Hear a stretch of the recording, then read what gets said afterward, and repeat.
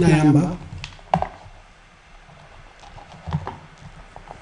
Ni huevo vale fuaya. Ni huevo vale fuaya. Kafwa babaranda. Mwe umfokulira kwa bantu. Skasa mayusi bose batinda mea bakuru na bana. Mose bashitata na bana mayo banelila we mwamba. Kama ile fuaya iwe wile webo weshi mwamba. Later experience. Olankane webo mwamba Emmanuel. Mose bakasama. Vale fuaya mwamba Emmanuel. Bakasama bakulira. Kule fuaya mwamba wesu Emmanuel. Chipani ni PF. Kule fuaya mwamba wesu Emmanuel. Wakuito mwele. Emmanuel mwamba mbasata. Emmanuel. Wale fuaya. Emmanuel mwamba mbasata. Emmanuel. Olankane webo mwamba Emmanuel.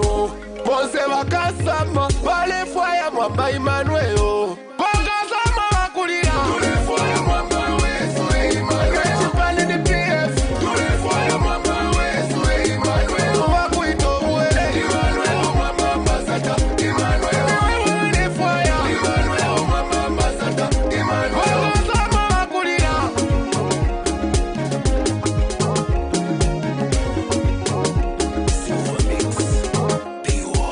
Kule fuaya mwamba wesu Emmanuel. Kule fuaya mwamba wesu Emmanuel. Emmanuel mwamba mbasata. Emmanuel. Emmanuel mwamba mbasata.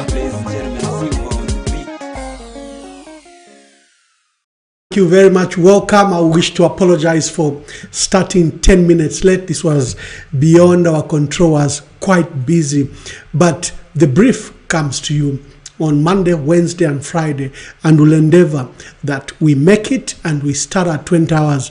I think I as a diplomat learned to keep to time, so I'm sorry about the late beginning. Today we are discussing the rise of corruption in Zambia, especially large-scale corruption. Why is this a matter of worry? Because this government, the government of President Hakainde Hichilema, came on a ticket, among other things, to fight corruption. Remember, the president, his rhetoric has been to fight corruption and recover stolen assets or plundered assets. He wants to secure the treasury. But has he set up the joint investigations team to coordinate law enforcement agencies, to fight the fight against corruption. He set up the economic and financial crimes court to speed up corruption cases. But we seem to have forgotten. Under this environment, there is rise in serious cases of corruption. But as usual, before we discuss the main issue, I always drop in something that has developed. Today there was an arrest of PF President, Acting President, Honorable Given Lubinda, for what is termed as contempt against Parliament, that he failed to turn up and adhere or respect the summons that a parliamentary privileges committee summoned him to answer to what they said were disparaging remarks. And there is this matter that I thought we could spend some time on, the matter that occurred in Mongo the last 2 weeks, and it culminated in what this video will show. This is about the use of language in churches. Just take a look at this video from Mongo and then we come back.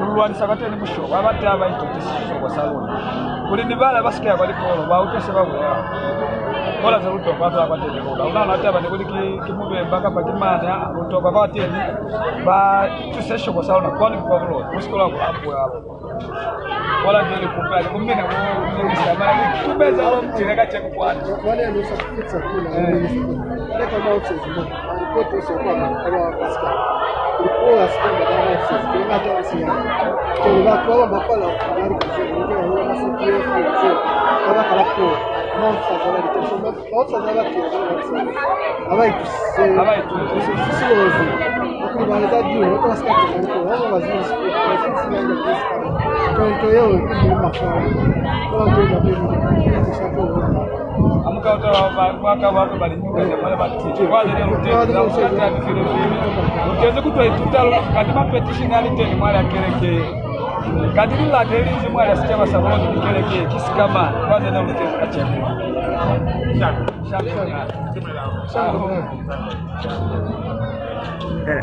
Honorable Minister, I'd like to get your views regarding the issue which has been going around and your observation. If you can just help us. What do you people saying that this church accommodates the use of Bemba, imposing it on the people in the province, the majority who are losing. I'm not sure about those issues. I haven't heard them. Okay. Yeah, maybe they are still in the management. Okay. Thank you. Thank you very much. With that video, there were youths that stormed the church. A youth is a church where they accused the presiding bishop of using Bemba language in the area and they want him to abandon that. Now, these are very sensitive matters. I've written a piece about this on my page. You can go to my page where I trace a history of the churches and the missionaries where they settled first. You are aware, for example, missionaries settled first for the SDA in Southern Province, for the Catholic first in Northern Province, Reformed Church, in Eastern Province, and, for Western Province. So you see the founding of this church, the very lasting impression on what language has been used. There's no excuse. By now, we should have evolved. You see influences of the churches coming, for example, certain churches will have American influence. Other churches, like the New Apostolic Church, will have German influence, even how they sing. The Catholic will have Latin influence. And again, the languages where they first arrived in the country. So the matter in Mongo is not a small thing. It has capacity to spread across the country. And I think that authorities, especially the police, must bring this to their attention. Anything ethnic, anything inciting tribal tensions, I think should be quickly be settled without delay, because it has capacity to put any country aflame. And I thought that it's one of the matters we could discuss. But let's go back to our main issue. I noticed when the Auditor General's office was disrupted by law enforcement agencies, the Auditor General was arrested. Dick Chelas Chembe. The two permanent secretaries were suspended and later arrested. Clara Mwangama Zimba, Francis Simbewe, and directors Chiwemu Sondandadhas, and the Accountant General, and the internal auditor at Ministry of Finance. The National Audit Office, when it was attacked, we later learned that they were in the middle of the audit for 2022 books of accounts of government. And we learned that they had touched raw nerves, especially at Ministry of Agriculture. It's public knowledge where a permanent secretary from Ministry of Agriculture refused to avail documents. One of the large acts of corruption that President Hakainde Hichilema has been accused of and involvement in is the corruption at Ministry of Agriculture.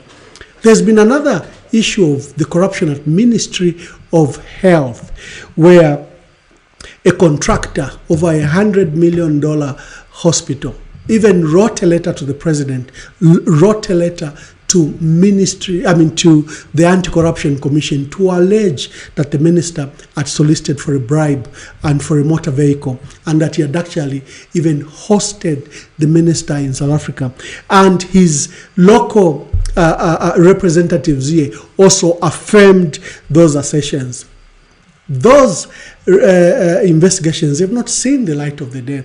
In fact, in the midst of shortages of drugs, medical supplies, hospital equipment failure, lack of laboratory reagents, we saw the president go to Ministry of Health, even work from Ministry of Health the whole afternoon. Later, the president issued a statement to affirm that he supports the work of the Minister of Health.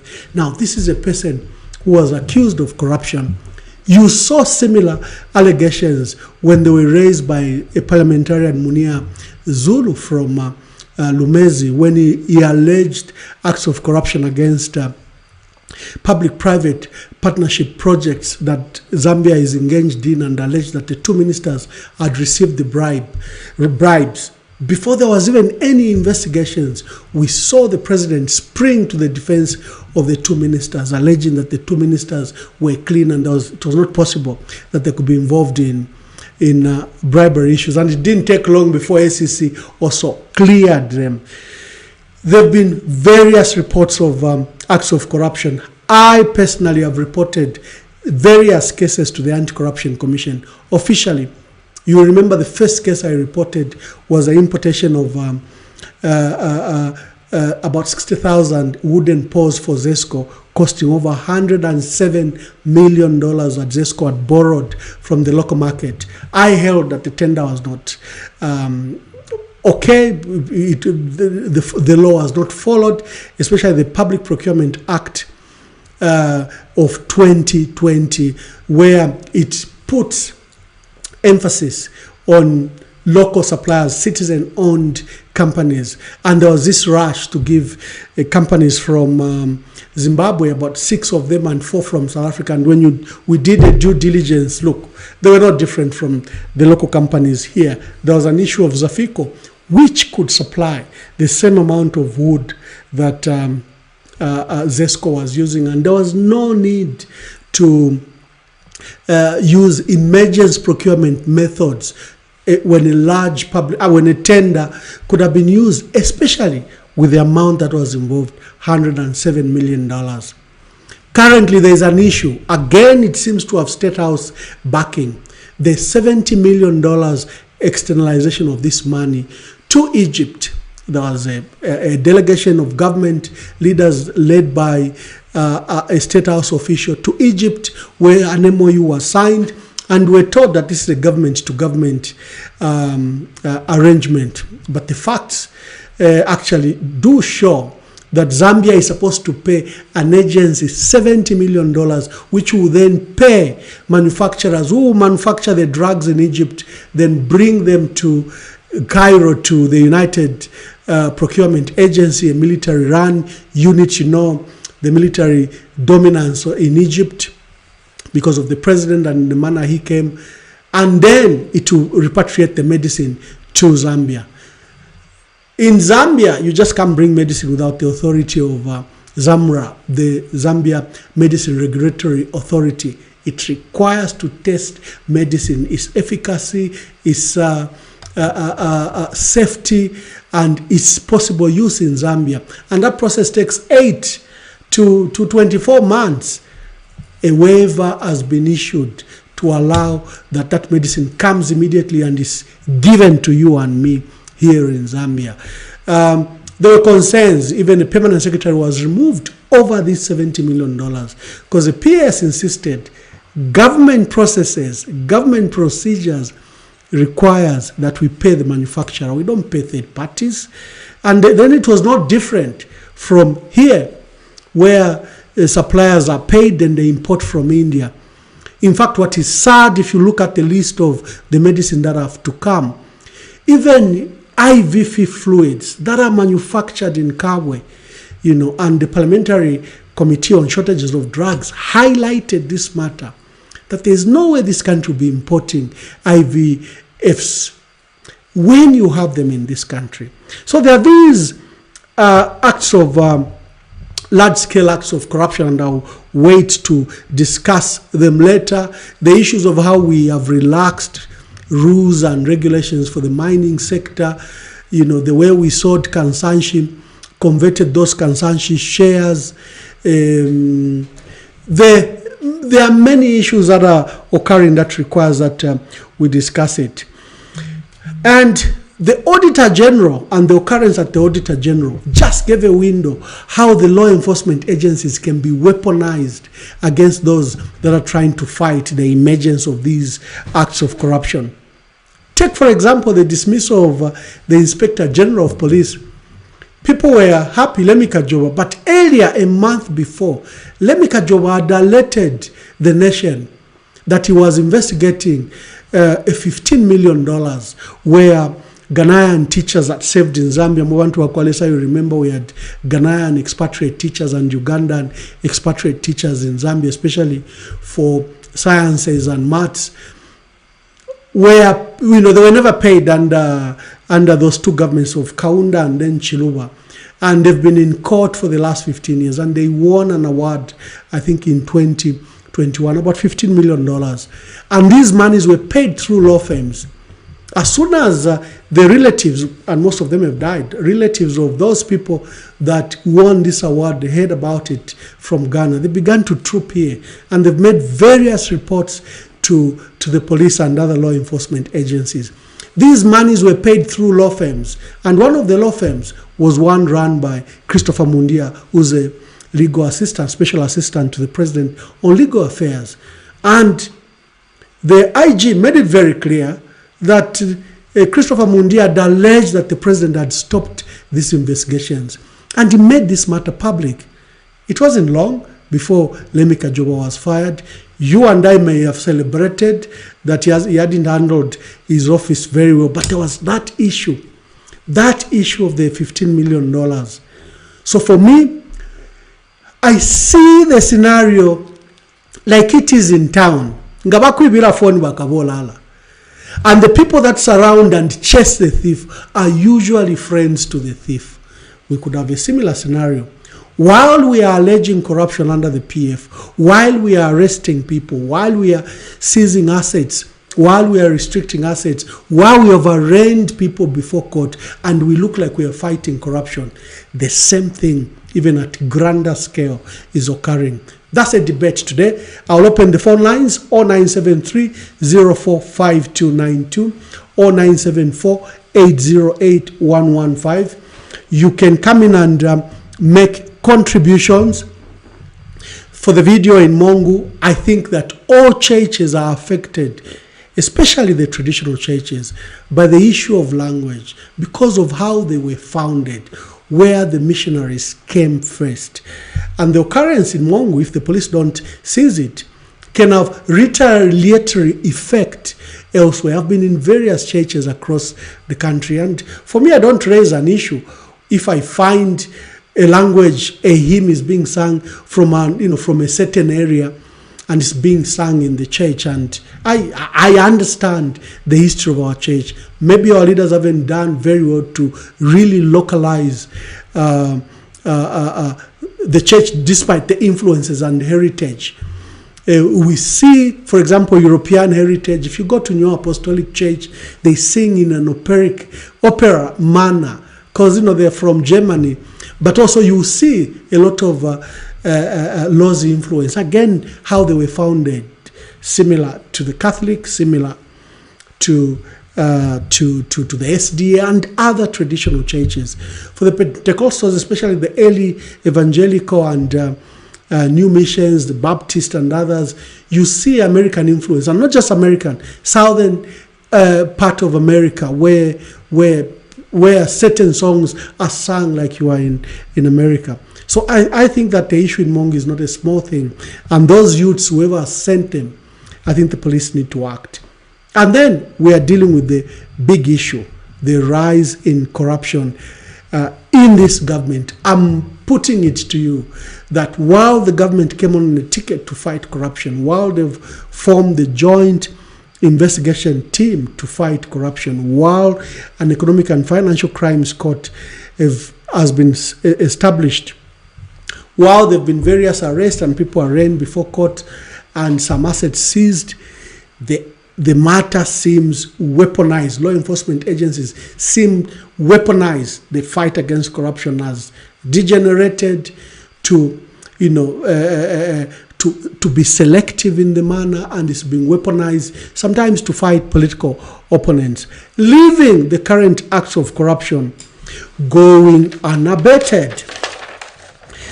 There was recently a technical assistant report, a diagnostic report on governance and corruption, commissioned by the International Monetary Fund as part of the framework on enhanced fund management engagement.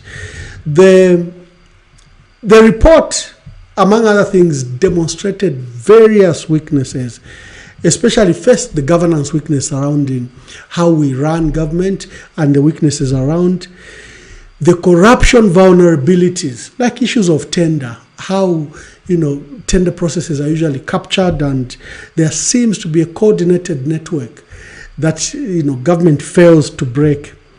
And then there were proposals for anti-corruption measures. You need to amend the laws. You need to strengthen laws against corruption. Corruption has to be kept to secure the treasury. Anti-money laundering